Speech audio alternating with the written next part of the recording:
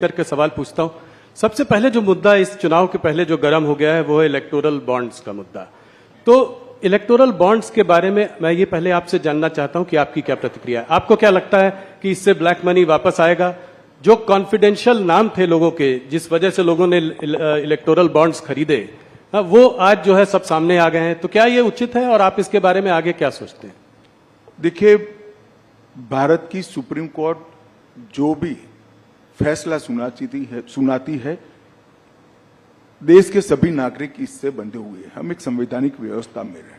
मैं supreme court के फैसले का सम्मान करता हूं, मगर मेरा व्यक्तिगत मत जरूर देना चाहता हूं कि बॉन्ड से काला धन समाप्त होने के कगार पर था और इस फैसले से चुनावी व्यवस्था में फिर से काले धन का दबदबा बढ़ेगा।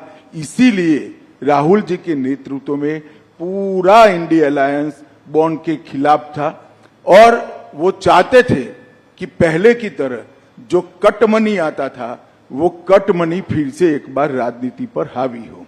पहले क्या होता था?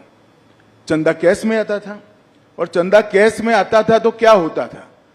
कोई व्यक्ति मानो 1500 रुपया चंदा जमा कराता था, 100 रुपया वो पार्टी में जमा कराते थे, 1400 रुपया अपने घर ले जाते थे और स्विस बैंक के अंदर या कहीं और जहां टैक्स डिस्क्लोज नहीं होता है, चंदे डिस्क्लोज नहीं होते हैं, धन डिस्क्लोज नहीं होता है, ऐसे देश में ले जाते थे। बॉन्ड आने से ये पूरा पैसा चेक के माध्यम से पार्टी के अकाउंट में जमा होता था। ये पूरी जो जमात है राहुल जी के नेतृत्व में, वो पुरानी चीजों की आदी है।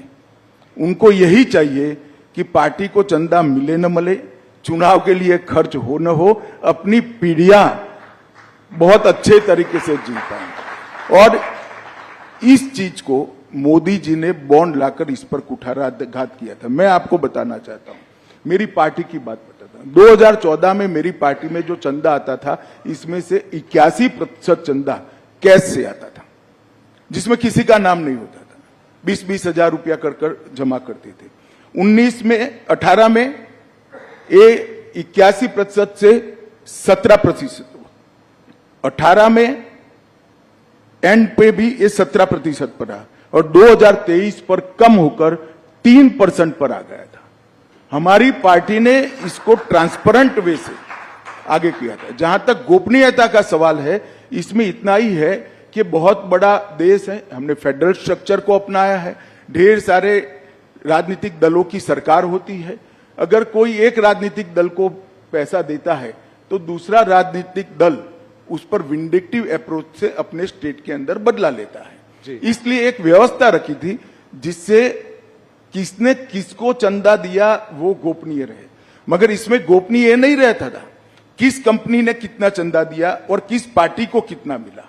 अब जो व्यवस्था होगी, इसमें किसने कितना दिया वो भी गोपनीय हो जाएगा, क्योंकि सारा कैश में देना है, और किस पार्टी को कितना मिला वो भी गोपनीय हो जाएगा, क्योंकि कैश से लेना है। और कैश से लेना तो छोड़ो, घर पे ले जाने की व्यवस्था भी इसमें से हो गई।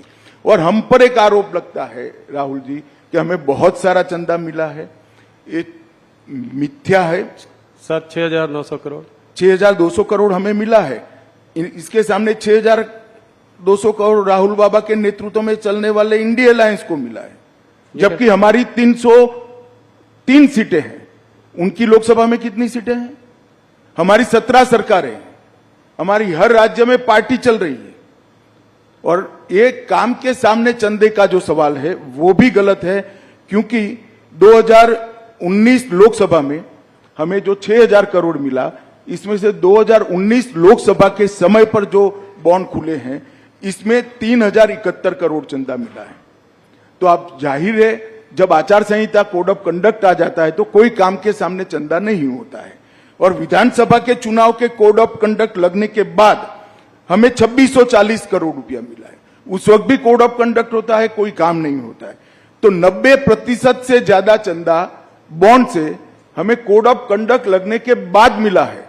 तो ये जो आर्ग्यूमेंट कर रहे हैं बड़े बड़े धाराशास्त्री, जो ये पूरी सिस्टम के फायदा उठाने वाले हैं, क्योंकि वो भी राजनेता ही है ज्यादातर, चंदे वाली, कैश चंदे वाली व्यवस्था का फायदा उठाने वाले, वो उनका आर्गुमेंट था कि इससे सरकारी नीतियां प्रभावित होती है। उनको ये मालूम नहीं है कोड ऑफ कंडक्ट बनने के बाद कोई नीति आ नहीं सकती। तो ज्यादा चंदा तो कोड ऑफ कंडक्ट के समय में हमारा आया है 90% चंदा। राहुल जी इसको हफ्ता वसूली कहते हैं, खुद भी 1400 करोड़ उनको मिला उनकी पार्टी ठीक है, तो फिर उन्होंने 1600 करोड़ का हफ्ता क्यों वसूला, वो उसका हिसाब देना चाहिए। 1600 करोड़ उनको भी मिला है, हमें 6000 करोड़ मिला है, तो सामने सारे इंडी अलायंस घमंडिया गठबंधन को भी 6000 करोड़ मिला है, एक पैसा कम नहीं मिला है। राहुल जी ने सबसे पहले वो चंदा कहां से वसूला है, हफ्ता कहां से वसूला है, इसका हिसाब। हम तो कहते हैं इसमें एक पैसा हफ्ता नहीं है, ये शुद्ध रूप से पारदर्शी तरीके से लाया गया चंदा है। मगर वो खुद स्वीकार कर रहे हैं बॉन्ड की व्यवस्था हफ्ता वसूली है, तो उन्होंने 6000 करोड़ का हिसाब देना चाहिए कि तृणमूल कांग्रेस कहां से लाई, वो कहां से लाए हैं, एनसीपी कहां से लाई है। अमित जी, कुछ पार्टीज ने अपनी जो है लिस्ट ऑफ डोनर्स को घोषित किया है, क्या आप कोई भारतीय जनता पार्टी भी ऐसा करेगी? भाई क्या घोषित करे हो, कल सारा घोषित हो जाने वाला है। मैं आपको बताने वाला हूं, बताने जा रहा हूं, घोषित कल होगा, ये मुंह नहीं दिखा पाएंगे, इंडी अलायंस मुंह नहीं दिखा पाएगा। जब पता चलेगा कि कहां से जब पता चलेगा चंदा कहां से आए, ये समझे बगैर कुछ लॉयरों के दिए हुए चीट पढ़ पढ़कर भाषण करते हैं राहुल गांधी। उनको मालूम नहीं है कि उन्होंने अपने पैर पर कुल्हाड़ी मारी।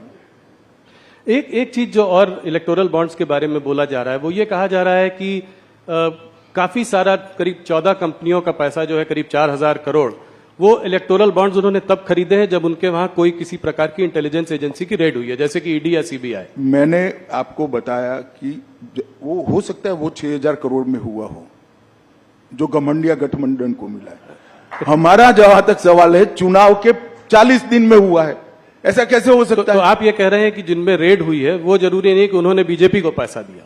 हाँ, अभी आएगा ना, मैं कह रहा हूं। अच्छा, कल आप कह रहे हैं जब आएगा कल तो सारा आएगा, दूध और दूध पानी का पानी हो जाएगा। चलिए उसका इंतजार करेंगे, वापस आपसे फिर उससे सवाल करेंगे। एक इससे लगा हुआ सवाल है तो पूछकर इस मुद्दे से आगे बढ़ते हैं कि ऑपोजिशन का कहना है कि ईडी की रेड हो, इनकम टैक्स की रेड हो, सीबीआई की रेड हो, वो हर बार ऑपोजिशन लीडर्स पर ही क्यों पड़ती है? भारतीय जनता पार्टी के लीडर क्या सब साफ सुथरे? ये एकदम सफेद झूठ है। मैं देश की जनता के सामने कहना चाहता हूं, मोदी जी के प्रधानमंत्री बनने के बाद काले धन पर कठोर कार्यवाही हुई है, ईडी काले धन पर कार्यवाही कर रही है, और ईडी ने जितनी भी संपत्तियां कुर्क की है उसमें से 5% ही राजनीतिक दलों से जुड़े हुए लोगों की है, 95% काले धन वाले की। ये भी काला ही धन है, मगर वो ऐसा चाहते हैं व्यवस्था जिसमें राजनेता पर कोई कार्यवाही ही न हो।